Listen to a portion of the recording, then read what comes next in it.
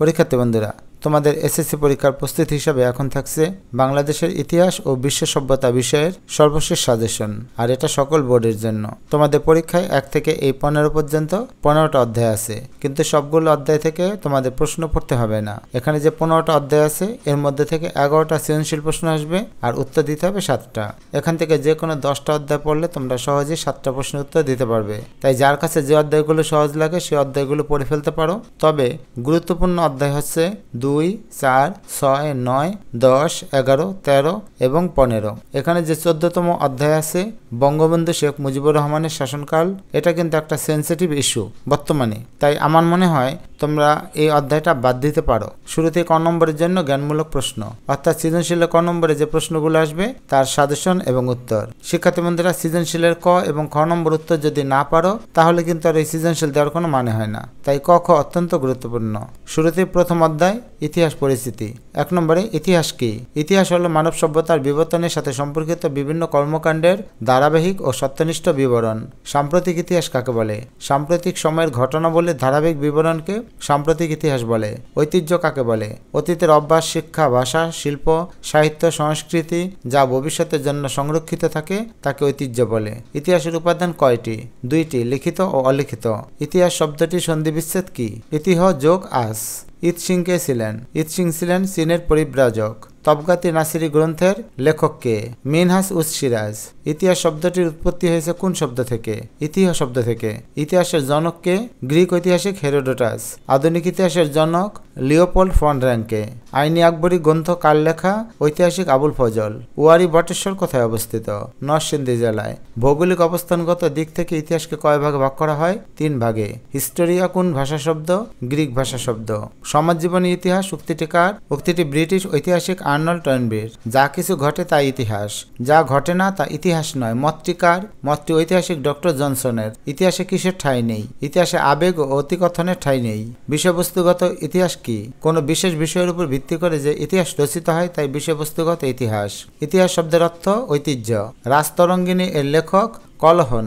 দ্বিতীয় অধ্যায় বিশ্ব সভ্যতা, মিশর, সিন্ধু, গ্রিক ও রোম। হায়ারোগ্লিফিক কি? হায়ারোগ্লিফিক হল প্রাচীন মিশরের লিখন পদ্ধতি যার অর্থ পবিত্র অক্ষর। মিশরীয় সভ্যতা কোন নদীর তীরে গড়ে উঠেছিল? নীল নদের তীরে। স্ফিংস কি? স্ফিংস হচ্ছে মিশরীয় সভ্যতার সর্বশ্রেষ্ঠ ভাস্কর্য। মিশর নীল নদের দান কে বলেছেন? গ্রিক ঐতিহাসিক হেরোডোটাস। সিন্ধু সভ্যতা কোথায় গড়ে উঠেছিল? সিন্ধু নদের অববাহিকায়। কোন সভ্যতার অধিবাসীরা দ্রব্যের ওজন পরিমাপ করতে শিখেছিল?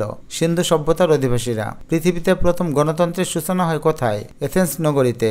ইলিয়াড ও ওডিসি মহাকাব্যের রচয়িতা গ্রিক কবি হোমার। পৃথিবীর প্রথম মানচিত্র অঙ্কন করেন কারা? গ্রিক বিজ্ঞানীরা। গ্রিক সভ্যতার স্বর্ণযুগ বলা হয় কোন সময়কালকে? পেরিক্লিসের সময়কালকে। ডেলিয়ান লিগ কি? পেলোপনেসিয়া যুদ্ধে এথেন্স ও এর মিত্র রাষ্ট্র নিয়ে গঠিত জোটের নাম হলো ডেলিয়ান লিগ। রোমান সভ্যতার সবচেয়ে গুরুত্বপূর্ণ অবদান ছিল কোন ক্ষেত্রে? আইন প্রণয়নের ক্ষেত্রে। রোমান সভ্যতা কোন নদীর তীরে গড়ে উঠেছিল? ইতালি টাইবার নদীর তীরে। পুন্ড্রদের রাজ্যের রাজধানীর নাম ছিল পুন্ড্রনগর। নোম কাকে বলে? প্রাক রাজবংশীয় যুগে মিশর যে সকল ছোট নগর রাষ্ট্রে বিভক্ত ছিল তাদেরকে নোম বলে। মমি বলতে কি বুঝো? মিশরীয় বিজ্ঞানীরা রাসায়নিক প্রক্রিয়ায় মৃতদেহ পচন থেকে রক্ষা করতে যে পদ্ধতি অনুসরণ করত তাকে মমি বলা হয়। নবপলীয় যুগ কি? প্রস্তর যুগের শেষ ধাপ হলো নবপলীয় যুগ। স্পার্টা সরকারের মূল উদ্দেশ্য কি ছিল? স্পার্টা সরকারের মূল উদ্দেশ্য ছিল যুদ্ধের জন্য নাগরিকদের প্রস্তুত করা এবং যুদ্ধ পরিচালনা করা। হেলেনিক সংস্কৃতি কি? গ্রিক উপদ্বীপের প্রধান শহর এথেন্সকে কেন্দ্র করে যে সংস্কৃতি গড়ে ওঠে তাই হেলেনিক সংস্কৃতি। রসেটা স্টোন কি? রসেটা স্টোন মিশর আবিষ্কৃত একটি পাথর যাতে হায়ারোগ্লিফিক ভাষায় মিশরের অনেক তথ্য পাওয়া যায়। রোম নগরীর প্রতিষ্ঠাতা কে? রাজা রোমিওলাস। সক্রেটিসের শিক্ষার মূল উদ্দেশ্য কি? সক্রেটিসের শিক্ষার মূল উদ্দেশ্য ছিল আদর্শ রাষ্ট্র ও সৎনাগরিক গড়ে তোলা। টাইবার নদী কোথায় অবস্থিত? ইতালির রোমে। তৃতীয় অধ্যায় প্রাচীন বাংলার জনপদ। সর্বপ্রথম গৌড়ের উল্লেখ পাওয়া যায় কার গ্রন্থে?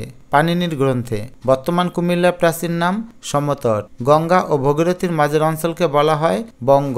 কোন অঞ্চলটি আর্দ্র নিম্নভূমি? তাম্রলিপ্ত। চন্দ্রদ্বীপের বর্তমান নাম বরিশাল। পুন্ড্রনগরের বর্তমান নাম মহাস্থানগড়। প্রাচীন কোন জনপদটি নৌবাণিজ্যের কেন্দ্র হিসেবে পরিচিত?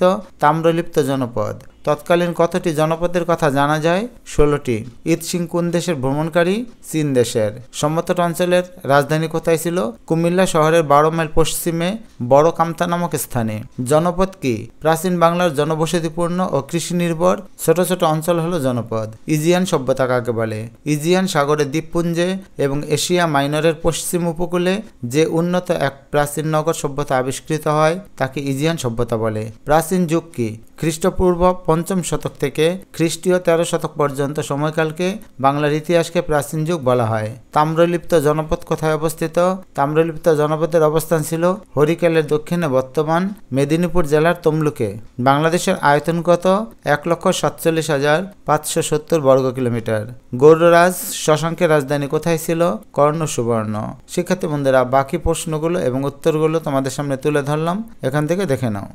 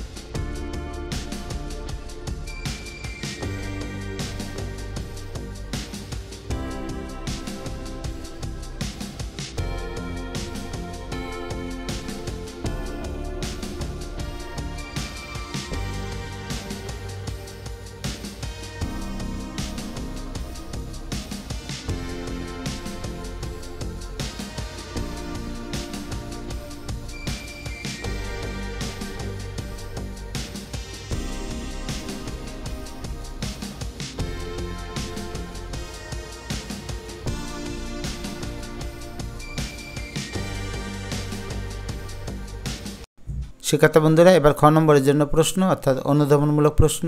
প্রথম অধ্যায় ইতিহাস পরিচিতি। ইতিহাস পাঠের প্রয়োজনীয়তা ব্যাখ্যা করো। ইতিহাস পাঠে কিভাবে আমাদের সচেতনতা বৃদ্ধি পায়। ইতিহাসকে কেন অতীতের ঘটনা বলা হয় ব্যাখ্যা করো। ইতিহাসের বিষয়বস্তু বর্ণনা করো। ভৌগোলিক অবস্থানগত ইতিহাস বলতে কি বোঝায়। ইতিহাসকে শিক্ষণীয় দর্শন বলা হয় কেন। সঠিক ইতিহাস সবসময় সত্যকে নির্ভর করে রচিত ব্যাখ্যা করো। ইতিহাস পাঠ কিভাবে আত্মবিশ্বাস হতে সাহায্য করে। ইতিহাস মানুষের জ্ঞান ও আত্মমর্যাদা বৃদ্ধি করে ব্যাখ্যা করো। ইতিহাসের স্বরূপ ব্যাখ্যা করো। ইতিহাস ও ঐতিহ্যের ধারণা দাও। এখানে যে 3 স্টারগুলো দেওয়া আছে এগুলো বেশি গুরুত্বপূর্ণ। দ্বিতীয় অধ্যায় বিশ্ব সভ্যতা, মিশর, সিন্ধু, গ্রিক ও রোম। মিশরকে নীল নদের দান বলা হয় কেন। হাইরোগ্লিফিক বলতে কি বোঝায়। হেলেনিস্টিক সংস্কৃতি বলতে কি বোঝায়। মিশরীয়রা পিরামিড তৈরি করেছিল কেন। সাহিত্যে গ্রিকদের অবদান ব্যাখ্যা করো। রোমান সভ্যতার আইন ব্যাখ্যা করো। নবপলীয় যুগ বলতে কি বোঝায়। মিশরে কিভাবে লিখন পদ্ধতির উদ্ভব ঘটে। সিন্ধু সভ্যতাকে নগর সভ্যতা বলা হয় কেন। মিশরীয়রা মৃতদেহকে মমি করে রাখত কেন। সিন্ধু সভ্যতার অর্থনীতি ছিল কৃষি নির্ভর ব্যাখ্যা করো। সামরিক স্পার্টার বর্ণনা দাও। প্রাচীন বাংলার জনপদ। বাংলাদেশের মানুষ সংগ্রামী কেন। প্রাচীনকালের বাংলার সৈন্যরা নৌযুদ্ধে পারদর্শী ছিল কেন। প্রাচীন জনপদগুলোর পরিচয় কিভাবে জানা যায়। বঙ্গ নামের উৎপত্তি হয় কিভাবে। প্রাচীন বাংলার পুণ্ড জনপদটির গুরুত্ব ব্যাখ্যা করো।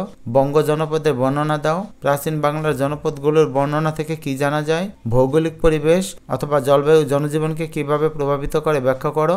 জনপদ বলতে কি বোঝায়। চতুর্থ অধ্যায় প্রাচীন বাংলার রাজনৈতিক ইতিহাস। মাৎস্যন্যায় যুগ বলতে কি বোঝায়। ত্রিশক্তি সংঘর্ষ বলতে কি বোঝায়। ত্রিশক্তি সংঘর্ষ কেন হয়েছিল। গুপ্ত যুগের বর্ণনা দাও। কাদেরকে ব্রহ্মক্ষত্রিয় বলা হতো এবং কেন। শশাঙ্ককে কেন গৌড় রাজ্যের প্রতিষ্ঠাতা বলা হয়। বাংলার মৌর্য শাসনকাল পরিচালিত হতো কিভাবে। বিক্রমশীল বিহার কেন বিখ্যাত ছিল। সমাজে মাৎস্যন্যায় দেখা দেওয়ার কারণ লেখো। পঞ্চম অধ্যায় প্রাচীন বাংলার সামাজিক, অর্থনৈতিক ও সাংস্কৃতিক ইতিহাস। প্রাচীন বাংলায় নারীদের অবস্থান কিরূপ ছিল। বাংলার সংস্কৃতি গড়ে ওঠে কিভাবে। সতীদাহ প্রথা বলতে কি বোঝায়। প্রাচীন বাংলার অর্থনীতিকে কৃষি নির্ভর বলা হয় কেন। কিভাবে বাংলা ভাষার উৎপত্তি হয়। চর্যাপদের বিবরণ দাও। পাহাড়পুরের বৌদ্ধ বিহারের বর্ণনা দাও। প্রাচীন বাংলার কুটির শিল্পের বর্ণনা দাও। ষষ্ঠ অধ্যায় মধ্যযুগের বাংলার রাজনৈতিক ইতিহাস। বাংলায় স্বাধীন সুলতানি যুগের সূচনা হয় কিভাবে। স্বাধীন সুলতানি শাসন বলতে কি বোঝায়। 12 ভূঁইয়া বলতে কাদেরকে বোঝানো হয়েছে। সম্রাট হুমায়ুন গৌড়ের নামকরণ জান্নাতাবাদ করেন কেন। সুবাদার ইসলাম খান রাজমহল থেকে রাজধানী কেন ঢাকায় স্থানান্তর করেন। ইলিয়াস শাহকে কেন শাহী বাঙ্গালা বলা হতো। শায়েস্তা খানের শাসনামল বিখ্যাত কেন। নবম অধ্যায় ইংরেজ শাসন আমলে বাংলায় প্রতিরোধ, নবজাগরণ ও সংস্কার আন্দোলন। রাজা রামমোহন রায়কে ভারতের আধুনিক পুরুষ বলা হয় কেন। হাজী মোহাম্মদ মহসিনকে কেন দানবীর বলা হয়। ইন্ডিগো কমিশন গঠন করা হয় কেন। ফরাইজি আন্দোলন বলতে কি বোঝায়। ব্রিটিশরা নীলকরদের প্রতি নির্যাতন করেছিল কেন। 20 শতকে শুরুতে বাঙালি মুসলমান মেয়েদের অবস্থা কেমন ছিল। বাংলায় কিভাবে রেনেসার জন্ম হয়। ইংরেজ শাসন আমলে বাংলার স্বাধিকার আন্দোলন। সশস্ত্র বিপ্লবী আন্দোলন সংগঠিত হয় কেন। এই আন্দোলন ব্যর্থ হয়েছিল কেন। মুসলিম লীগ গঠিত হয় কেন। বাংলা চুক্তি করা হয় কেন। বেঙ্গল প্যাক্ট কি ব্যাখ্যা করো। কৃষক প্রজা পার্টি দুর্বল হয়ে পড়ে কেন। রাওলাট আইন কি। ইংরেজদের বিভেদ ও শাসননীতি বলতে কি বোঝায় ব্যাখ্যা করো। স্বদেশী আন্দোলন শিক্ষাক্ষেত্রে জাতীয় শিক্ষা আন্দোলনের রূপ নেয় কেন ব্যাখ্যা করো। প্রীতিলতা বাংলার সমস্ত বিপ্লবী আন্দোলনের ইতিহাসে এক কিংবদন্তি হয়ে আছেন কেন। সত্য বিলোপ নীতি বলতে কি বোঝায়। লাহোর প্রস্তাব বলতে কি বোঝো। 11 অধ্যায় ভাষা আন্দোলন ও পরবর্তী রাজনৈতিক ঘটনা প্রবাহ। আওয়ামী মুসলিম লীগ গঠনের উদ্দেশ্য বর্ণনা করো। যুক্ত ফ্রন্ট কেন গঠন করা হয়েছিল। 1954 সালে নির্বাচনের তাৎপর্য ব্যাখ্যা করো। 1954 সালে নির্বাচনে যুক্ত ফ্রন্টের জয়লাভের কারণ কি। প্রাদেশিক নির্বাচনের ফলাফল ব্যাখ্যা করো। আন্তর্জাতিক মাতৃভাষা দিবসের গুরুত্ব কি। ভাষা আন্দোলনকে বাঙালিদের মুক্তির প্রথম আন্দোলন বলা হয় কেন। তমদ্দুন মজলিস কেন গঠিত হয়েছিল। 12 অধ্যায় সামরিক শাসন ও স্বাধিকার আন্দোলন। 1958 সালে সামরিক শাসন কেন জারি করা হয়। মৌলিক গণতন্ত্র কি। তাশখন্দ চুক্তি বলতে কি বোঝায়। বাংলায় আইয়ুব বিরোধী আন্দোলনের সূত্রপাত ঘটে কিভাবে। পূর্ব বাংলার প্রতি কোন কোন ক্ষেত্রে বৈষম্য দেখা দেয়। 6 দফাকে কেন বাঙালির মুক্তির সনদ বলা হয়। 69 গণঅভ্যুত্থানের ফলাফল কি ছিল। পূর্ব বাংলায় পাক ভারত যুদ্ধের প্রভাব বর্ণনা করো। আগরতলা ষড়যন্ত্র মামলার বর্ণনা দাও। 13 অধ্যায় 70 নির্বাচন এবং মুক্তিযুদ্ধ। 1970 সালে নির্বাচনের ফলাফল অথবা গুরুত্ব বর্ণনা করো। বঙ্গবন্ধু 7 মার্চের ভাষণের মূল বিষয় কী ছিল। মুক্তিযুদ্ধের তাৎপর্য বর্ণনা করো। মুক্তিযুদ্ধে নারীদের অবদান কী ছিল। জাতীয় স্মৃতিসৌধ কেন নির্মাণ করা হয়েছিল। অপারেশন সার্চলাইট বলতে কী বোঝায়। মুজিবনগর সরকার গঠনের কারণ বর্ণনা করো।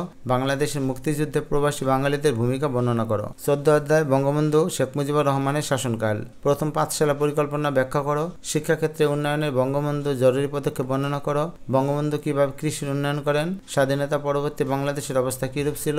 15ই আগস্ট 1975 বাংলাদেশের ইতিহাসে একটি কলঙ্কময় দিন ব্যাখ্যা করো। দুষ্প্রবর্তনীয় সংবিধান বলতে কি বোঝায়। অসাম্প্রদায়িক চেতনা হলো বাঙালি জাতীয়বোধের মূল ভিত্তি ব্যাখ্যা করো। 1975 সালে 15ই আগস্ট বাংলাদেশের ইতিহাসে কলঙ্কময় দিন কেন। সংসদীয় শাসন ব্যবস্থা ব্যাখ্যা করো। 1972 সালের সংবিধানের অন্যতম বৈশিষ্ট্য ব্যাখ্যা করো। Dear students, subscribe for the next videos. Thank you.